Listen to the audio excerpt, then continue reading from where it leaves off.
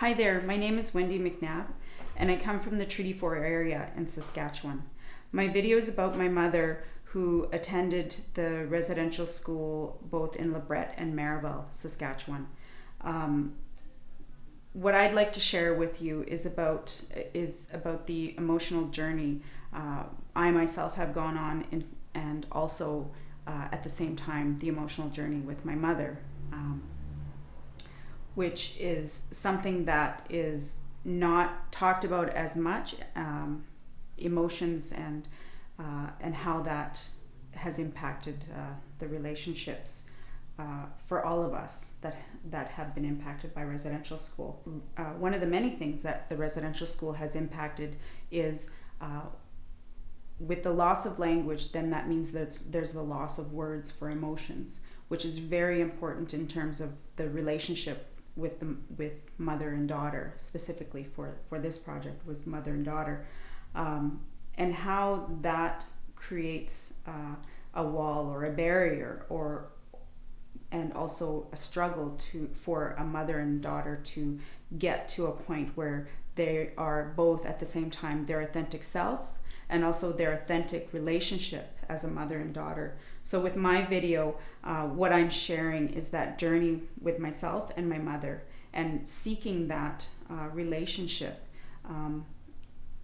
and also wanting to make sure that I, as a mother of a 13-year-old boy, that I make sure that even regardless of the loss of my language, that I am able to equip my son with the tools to be able to express his emotions and to make sure that our journey as a mother and son is solid and that he has those skills as he goes on in his own life.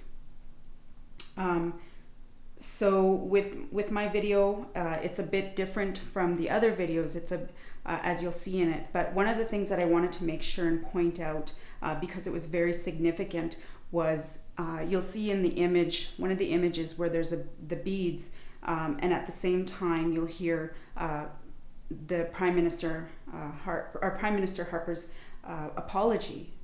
It was in that moment where it was probably one of the most difficult things that I did throughout the whole project and through creating this video.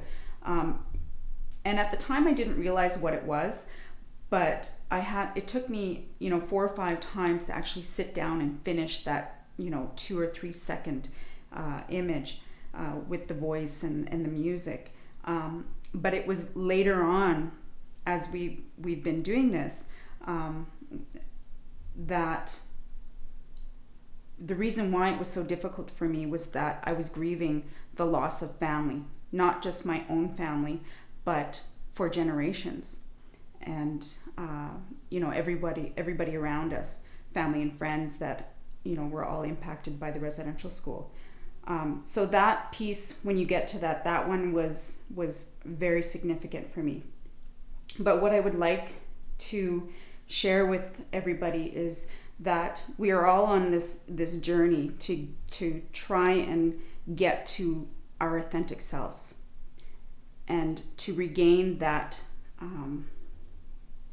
to regain our words, to regain our language, so that we can share those emotions and become our authentic selves.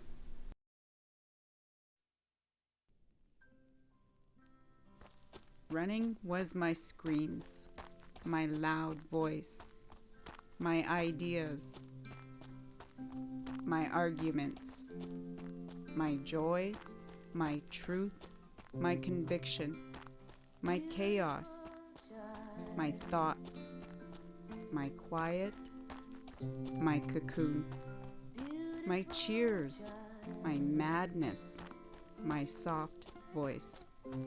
Looking for you, looking for me, looking for each other, finding you, finding me, finding each other.